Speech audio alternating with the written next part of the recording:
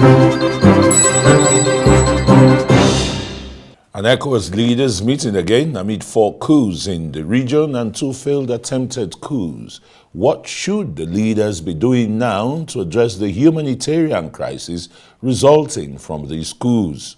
Well, let's have this conversation with Professor Abiodun Adeniyi. He is a professor of strategic communication as well as the deputy dean, School of Postgraduate Studies in Bayes University. Very warm welcome. Thank you. This 64th session seems to be far-reaching, issues of democracy, the incessant coups, at least in 4 of the West African sub-region, took the front burner of discussions today. What are your thoughts?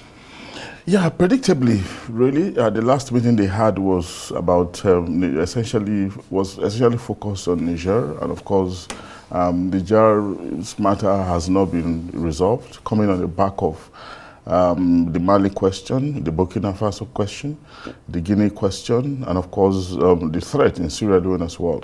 So it just tells us that there's a main concern now, which is the reversal of democracy in the sub-region. And of course, if you add what is happening in Chad and Sudan, and of course Gabon as well, the threat, it can actually be worrisome. So it's a welcome development that the leaders are focusing on this, emphasizing the need to sustain democracy as the right way to go, and again pushing and insisting on the need for them to continue with sanctions against states that are recalcitrant.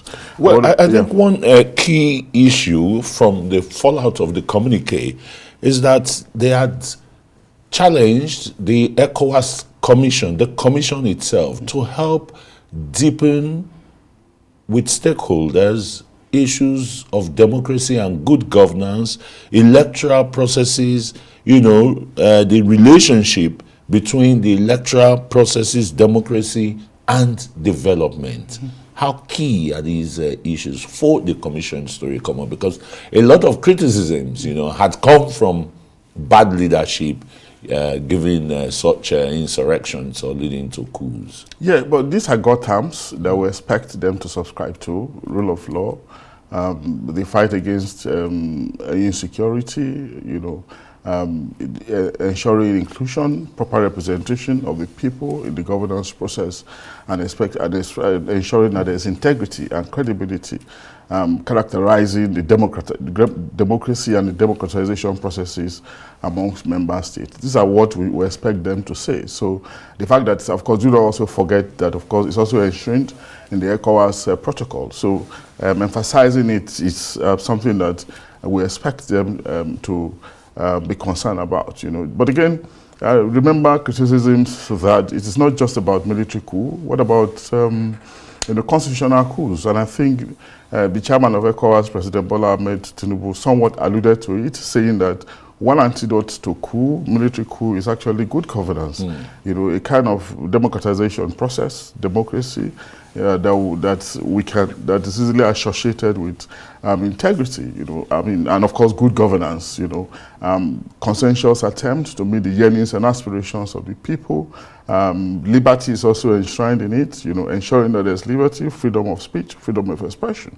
And if we have these around the sub-region, of course, there wouldn't be any need for any kind of military intervention, which is classed as illegitimate. An aberration. Yeah. Well, that situation is even taken further by the ECOWAS heads of states at the summit, where they've now challenged their members to guard against or reject divisive alliances, and at the same time, committing to a standby force for Sierra Leone. Yeah, you see, the divisive alliance, they are obviously clearly referring to the new alliance between Mali, Niger, and Burkina Faso. With Russia. Yeah, first they have an alliance amongst themselves. Yes. Then later, perhaps, they'll be looking for foreign allies, you know, and of course they will look towards the east where Russia is key, as the case could be. You know, that's the reference that the president was making, and we also know that alliance is coming out of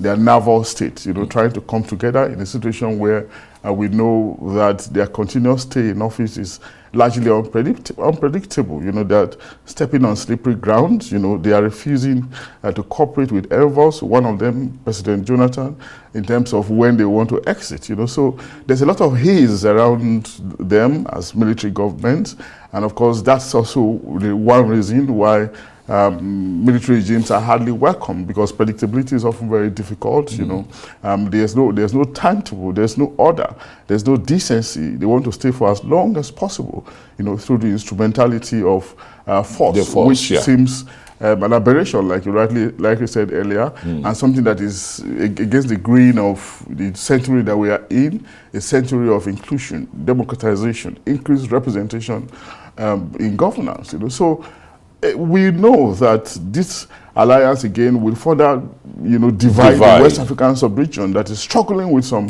eastern divisions. You know? So it's very courageous of the chairman of ECOWAS to speak against it, even though we know that it's not going to last, it's not going to be sustainable. Just like, you know, for so many reasons. Yeah, really. predictably too, Niger is still, you know, bulldozing its way and ignoring whatever sanctions or stringent measures. No, they are concerned about the sanction, because the sanction is actually peppering.